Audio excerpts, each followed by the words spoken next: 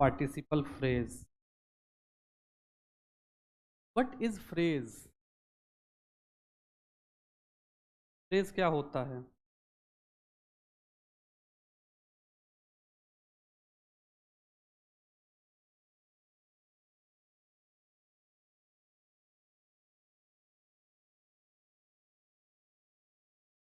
तो ये जो पार्टिसिपल के अंदर ये जो दो हम पढ़े थे, जो दूसरा जगह खाली था, ये यही था परफेक्ट पार्टिसिपल। ठीक। अब परफेक्ट पार्टिसिपल फ्रेज के नाम से हम इसे पढ़ेंगे। ठीक। इसका स्ट्रक्चर होता है,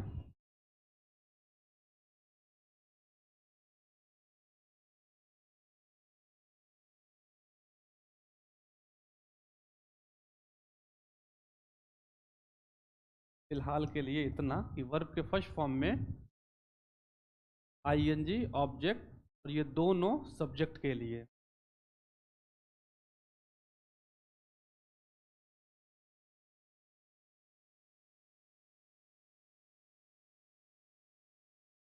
ये इसका स्ट्रक्चर होता है। और हैविंग वर्ब का थर्ड फॉर्म, और ये ऑब्जेक्ट इस सब्जेक्ट के लिए इस्तेमाल होगा।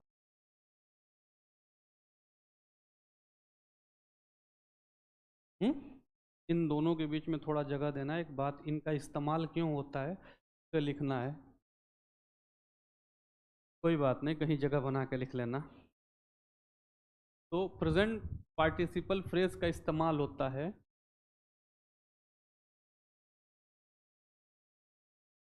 इमीडिएट एक्शन के लिए,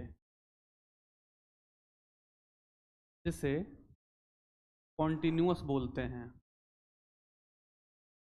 और परफेक्ट पार्टिसिपल फ्रेज का इस्तेमाल टाइम टेकन प्रोसेस के लिए होता है, जिसे आप परफेक्ट के नाम से जानते हो। अब दो चार एग्जाम्पल के बाद सारे डाउट क्लियर हो जाएंगे।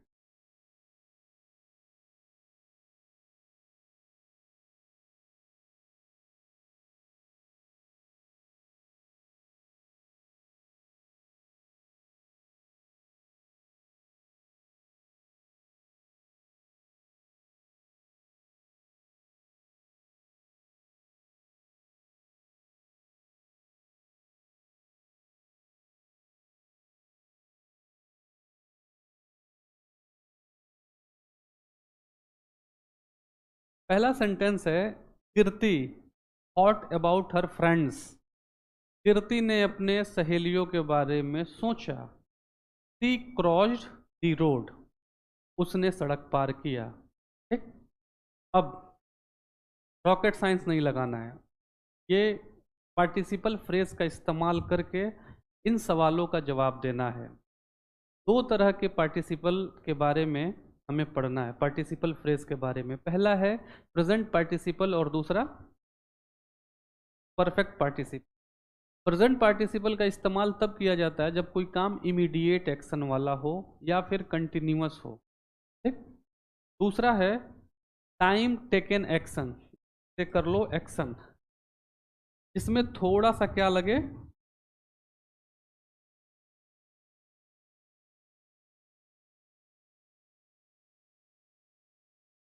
टाइम टेकन एक्शन, जिसमें थोड़ा टाइम लगे। ठीक। परफेक्ट को एक दूसरे नाम से जानते हैं, जिसे क्या बोलते हैं, कंप्लीटेड। कंप्लीटेड कर लो। ठीक। अब परफेक्ट पार्टिसिपल फ्रेज का इस्तेमाल तब किया जाता है जब कोई काम हो चुका हो। ठीक।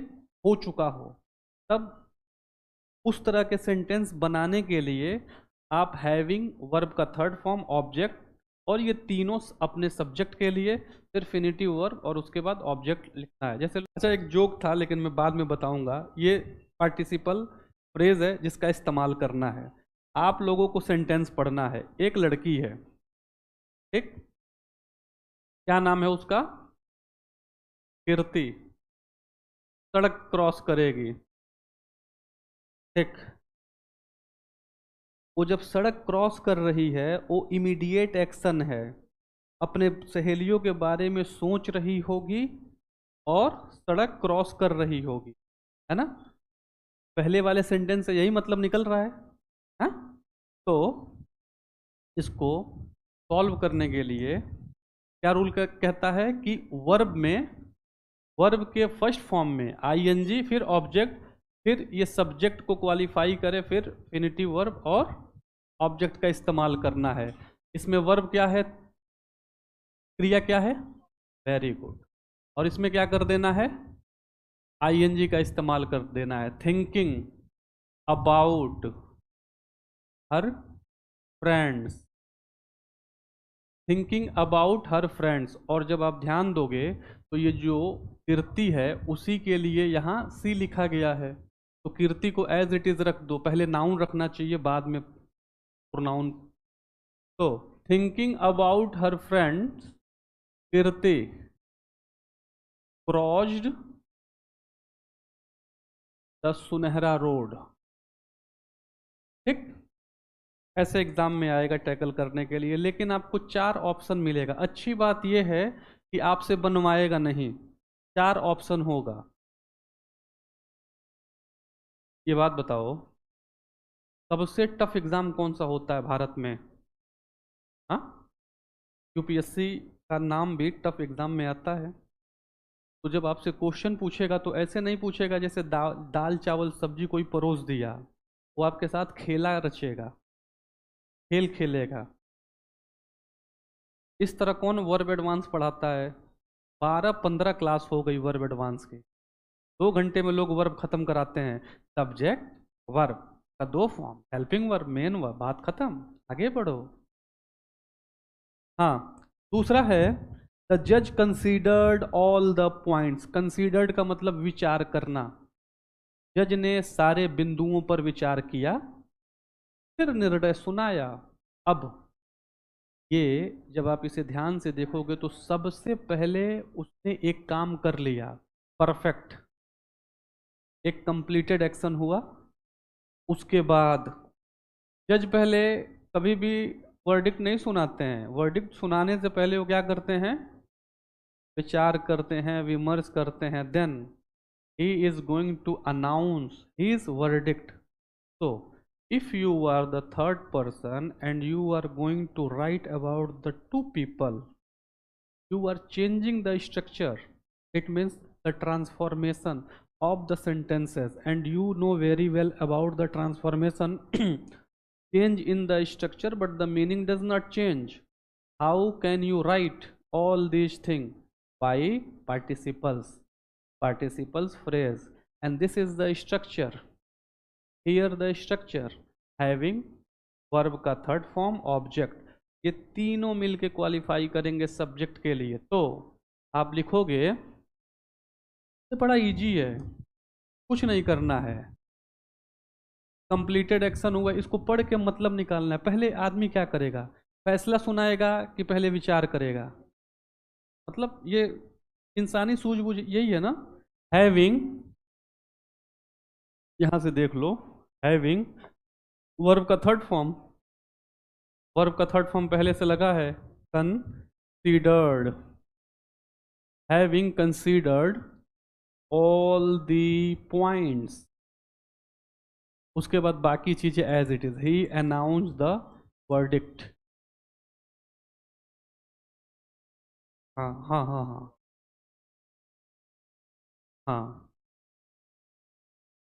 हाँ, जैसे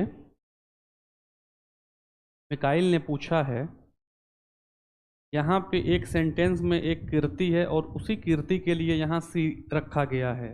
दूसरे सेंटेंस में एक जगह जज रखा गया है और जज के लिए ही आगे यहाँ ही रखा गया है। तो कभी भी अगर ऐसे लंबे चौड़े सेंटेंस हो और इन्हें ऐड करना हो, एक सेंटेंस यहाँ हो दूसरा सेंटेंस यहाँ हो, सब्जेक्ट दोनों जगह सेम हो, ठीक, तो बार बार रिपीटेशन से बचाने के लिए आप एक सब्जेक्ट का इस्तेमाल करते हो।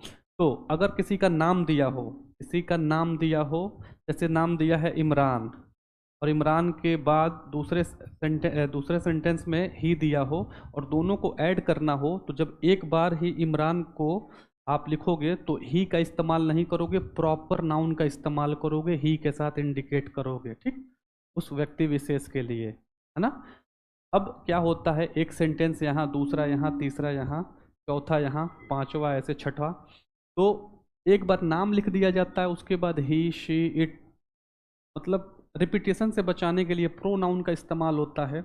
लेकिन अगर इन सबको कंपाइल किया जाता है, कंपाउंडिंग ऑफ सेंटेंसेस, उस वक्त आप थे नहीं, ये बातें हम लोगों ने करी थी कि उस वक्त क्या किया जाता है कि रिपीटिशन से बचाने के लिए ही का इस्तेमाल करते हैं। लेकिन अब जो चीज़ें थी फैली हुई थी, ब्रॉड थी, अब हम उसको समेट रहे हैं, समेट के बांधेंगे, वोकेबलरी की क्लास चलने वाली है। तब क्या करना है कि जब इन सबको समेट के एक बार जब लिखोगे तो इस आदमी का ही नाम लिखोगे, ही वगैरह को हटा दोगे, वही काम हुआ है। जैसे जज बोलना और ही बोलना, दोनों, ये एक आदमी है तो ये जज है, ठीक, ये जज है और ये मेल है, इसके लिए ही का इस्तेमाल करोगे। अगर ये जज फीमेल होती तो सी का इस्तेमाल होता। अब अगर कहीं बोलना है, अनाउंस करना है इनको, तो अगर आप जज बोलोगे तो ज़्यादातर लोग इनसे परिचित होंगे, इनका आइडेंटिफिकेशन बहुत ब्रॉडर एस्पेक्ट पे होगा। ही बोल देने से लोग नहीं समझेंगे, ही कुछ भी हो सकता है, चौकीदार भी हो सकता है, चपरासी भी हो सकता है, वेंडर भी हो सकता है। तो उस आदमी के आइडेंटिफिकेशन को बचाए रखने के लिए जब कंपाउंडिंग ऑफ सेंटेंसेस होता है तो उसका जो पोस्ट होता है, टाइटल होता है, उसके उसके साथ चिपका दिया जाता है। इसीलिए इस जज को हम लोगों ने यहाँ पे चिपका दिया। I hope you got the point. Indefinite, continuous, infinitive के कुछ पार्ट हैं ये, परफेक्ट और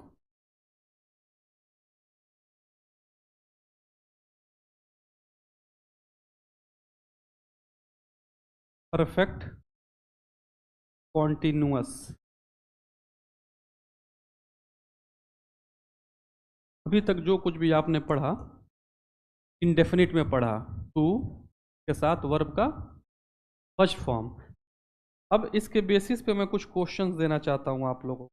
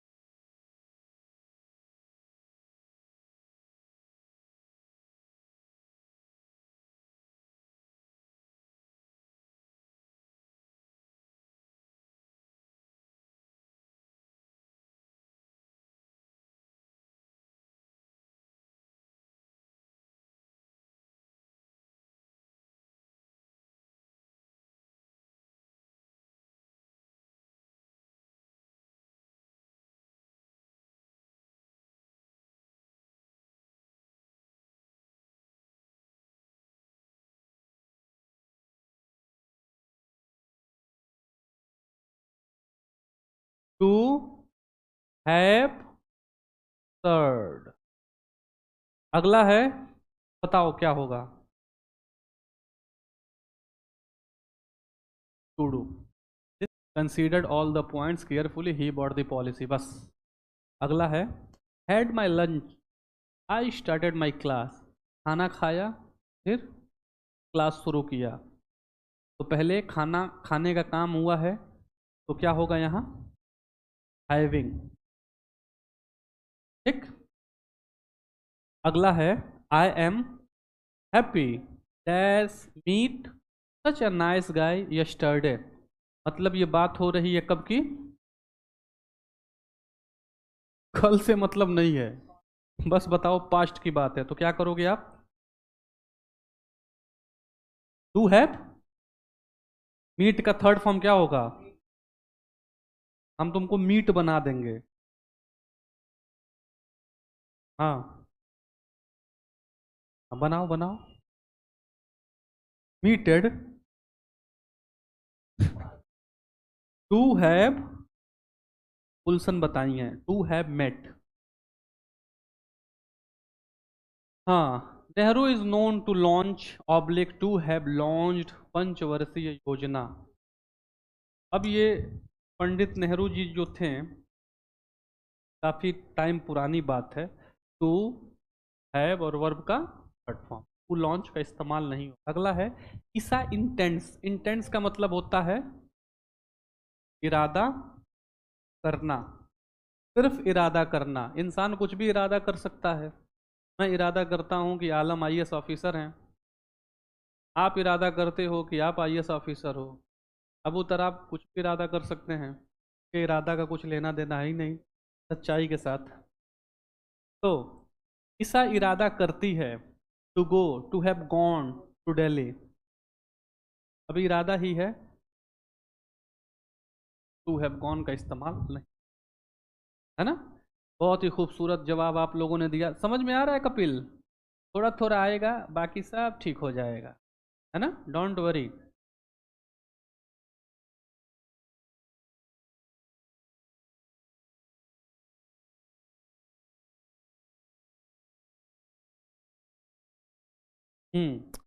अब वर्ब एडवांस में जब हम लोगों ने शुरू किया था, तो सबसे पहले प्राइमरी ऑक्सिलरी, मॉडल ऑक्सिलरी, इरिगेटिव, डिलेक्सिकल, याद आ रहा है, रेगुलर, इरेगुलर वर्ब, इन सब के बारे में हम लोग पढ़ते हुए आए हैं। हाँ, वर्ब के टाइप जब हम लोग पढ़ रहे थे, मैं आप लोगों का ध्यान केंद्रित करना चाहता हूँ अपने राइटिंग की तरफ।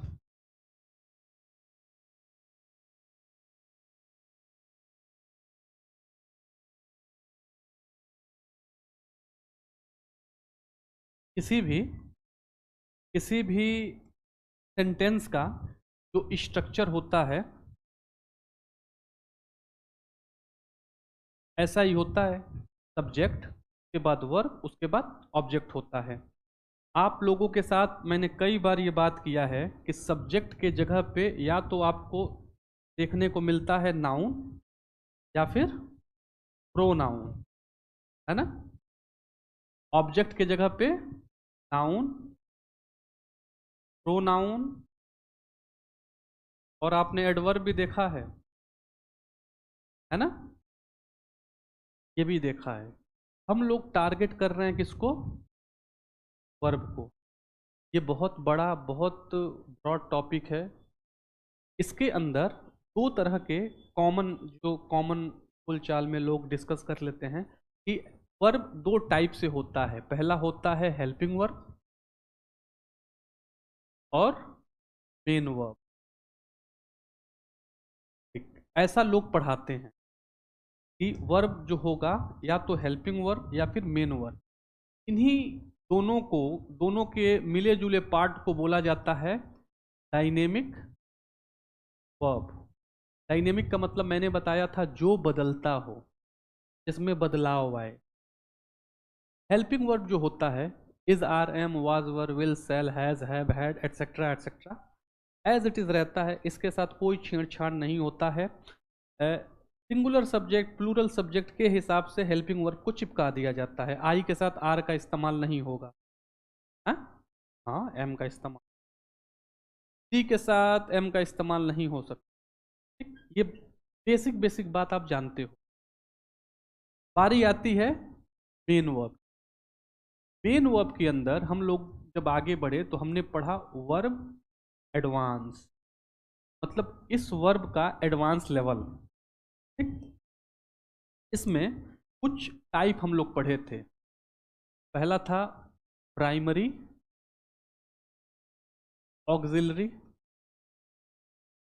Model auxiliary, ergative, regular, irregular, delexical, etcetera etcetera etcetera, यहाँ तक पढ़ें। कुछ चीज़ें और इसमें बची हुई हैं, ठीक। उन्हें पढ़ने के बाद हम नरेशन में एंटर करेंगे। नरेशन जिसे स्पीच कहा जाता है, डायरेक्ट स्पीच, इनडायरेक्ट स्पीच, ठीक। इसको जान लेना, और जब हम डायरेक्ट इनडायरेक्ट बनाएंगे में टेंस बदलता है, वर्ब पे असर पड़ता है। कोई भी टेंस कैसा होगा ये डिसाइड कौन करता है? वर्ब। कोई भी टेंस ये कैसा होगा ये डिसाइड करता है ये वर्ब। वर्ब का फर्स्ट फॉर्म है, जान जाओगे प्रेजेंट है। सेकेंड फॉर्म है, पास्ट कह लोगे। वर्ब का थर्ड फॉर्म है तो कहोगे कि सर क्या हो रहा। मतलब वर्ब के हिसाब से you can easily identify the formation of the tense easily. इसलिए इस वर्ब को क्या कर दिया गया है, बहुत ही ब्रॉडर एस्पेक्ट पे हम लोग पढ़ रहे हैं।